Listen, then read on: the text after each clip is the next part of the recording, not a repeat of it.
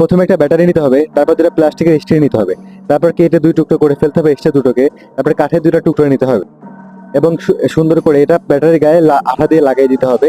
আর তারপর 4টা বোতলের ক্যাপ নিতে হবে এবং সেন্টারে করে ক্যাপের মাঝখানে ডিল করতে হবে সুন্দর করে।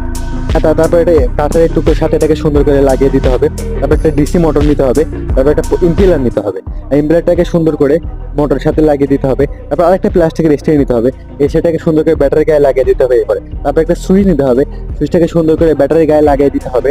তারপর সুন্দর করে এটাকে কানেকশন করে দিলে এখানে সুন্দর একটা প্রজেক্ট তৈরি হয়ে যাবে। আর ভিডিওটি ভালো লাগলে অবশ্যই লাইক এবং কমেন্ট করবেন, শেয়ার করতে ভুলবেন না, আর অবশ্যই চ্যানেলটাকে সাবস্ক্রাইব করবেন। ধন্যবাদ।